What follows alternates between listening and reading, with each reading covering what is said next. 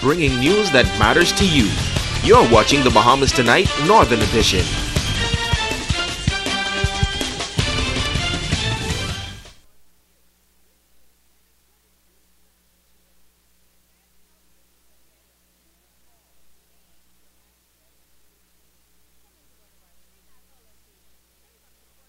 Welcome back. An individual who has contributed decades to nation building and a pioneer in early childhood education on Grand Bahama to receive special honors. Douglas' daughter, Janita Russell, is now the principal and administrator at Kindercare Daycare. She says staff in the community saw it fit to honor Douglas as one of the pioneers in early childhood.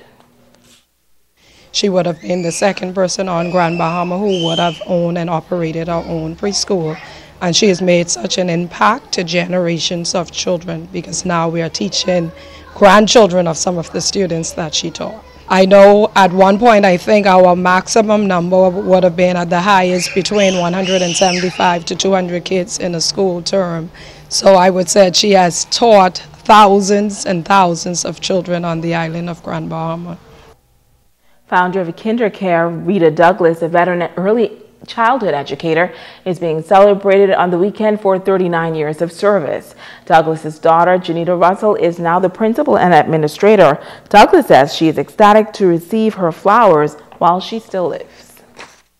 It's a good feeling, you know. So I always say it's good to give me my flowers while I live, or anyone while they are living, because people talk a lot about you when you're gone, and you can't hear anything they're saying. In 1976, I started the St. John's Preschool because I stay-home mom.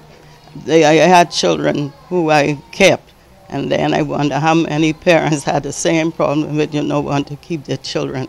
So I started the St. John's Baptist Church Preschool with a student body of 5. Now, the dinner will be held this Saturday evening at Eric L. Sam Hall at the Church of the Ascension at 7 p.m. Switching gears now, a local sorority presenting a number of young people battling with childhood diabetes with some much-needed gifts. Chairperson of Grand Bahama Alumni Chapter of Delta Sigma Theta Sorority Incorporated Physical and Mental Committee, Shanice Simmons, made the presentation. We are very big on diabetes. So this month we decided to take the children from the juvenile diabetes clinic and just present them with little gifts just to help them monitor their condition a little bit better, such as journals and a monofilament just to test the feeling in their foot, and also a book that was actually written by kids living with diabetes throughout the world. So we just wanted to present it, that make them a little bit more easier into monitoring their conditions. Registered nurse in the diabetic pediatric department at the Rand Memorial Hospital, Lisa Knowles, says this presentation is welcomed, adding that many people are not even aware that there are children who suffer from diabetes. It is a pleasure to receive gifts from the sorority today. It usually is welcoming from anyone that will help with our kids. We do have a steady number of children that have diabetes. Our population here that attend the clinic is not very big. I think we have about 15 kids so far, and then those that were in that group now have grown to adults.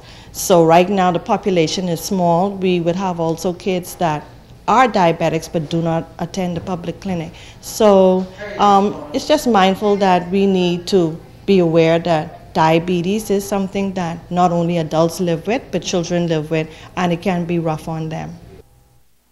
Finally, in news this evening, it has been a long journey for Deshania Stubbs, but the finish line is near for her thanks to Grand Bahama. The teenager spent her entire life suffering from a deformity. Last year, she was selected to travel to Tampa Bay, Florida to begin a series of corrective surgeries, and doctors say Stubbs has one final procedure left. Kimberly Mullings has been following Deshania's journey, and she has this update.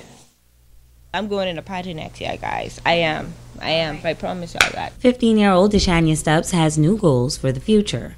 Last year, Shriners Hospital for Children in Tampa made her dream come true when they offered to perform the surgery needed to afford her a normal life. From birth, she suffered from Blount's disease, a severe case of bowed legs, and now her journey is coming to an end. I am beyond pleased. I am beyond happy. I am beyond grateful. I am beyond excited. I am the beyonds, because you know what it is to be going through something for like 14 years and stuff like that. Like back and forth, cancellation, always getting hopes high for nothing. After a year of surgeries and frequent visits to Tampa, her fixators are being removed, as well as the screws in her legs and ankle. She describes the journey as tiring and frustrating at times, but she thanks God and her support team, especially her parents.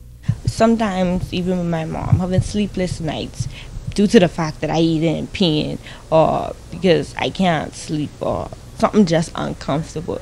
So even with my dad, yes, he started off the appeal on ZNS and everything. He's a go-getter, like he'll go sponsoring, trying to help get it all the time. This high school student says she would be remiss if she did not thank the personal and corporate sponsors on the island of Grand Bahama for assisting her family. I do appreciate everybody that tries to give, do everything for me, to help me and my parents throughout the way. And I even just want to thank ZNS. Yes, I do thank y'all, because it really and truly did not start it if it wasn't for y'all. Deshania is scheduled to return home at the end of the summer. Her father, Darrell Stubbs, thanks the public for helping them over the past year, but admits that they are still in need. We're still in financial need. It's still hard. But if you out there want to, and we still accepting donations, because this trip seems rougher than the whole year we was doing. It's unbelievable, you know, but whatever it is that God have in store, I know He got this. If you would like to assist the Stubbs family, you can make a donation at RBC Freeport Branch, account number 05285 738 5545. Kimberly Mullings, ZNS Network News. Thank you, Kimberly. Well, ZNS was able to speak with Deshania before her surgery took place this afternoon, and she was really nervous while she was being prepared. However, her doctors say that the procedure was successful. She will remain hospitalized for a few weeks, followed by physical therapy. We are pleased to report that she is resting well and on her way to recovery. And now it is time to ask the doctor.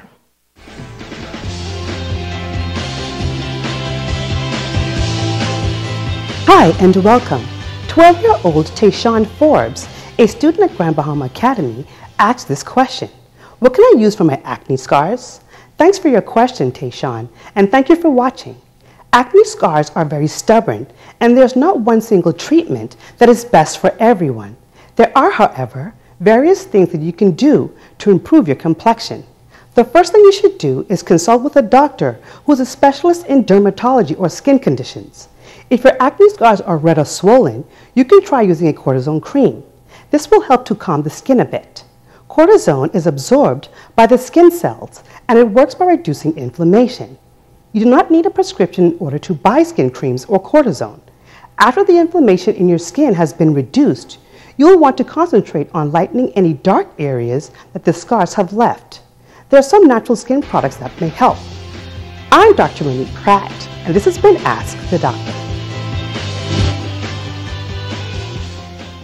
So that's Ricardo Liborn as a check on sports when we come back.